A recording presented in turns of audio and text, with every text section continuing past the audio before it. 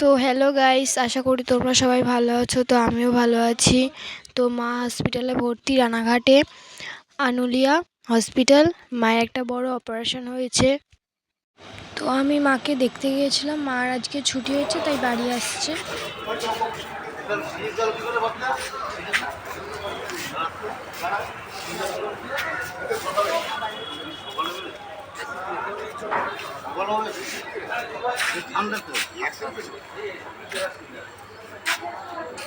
টাকা ছিল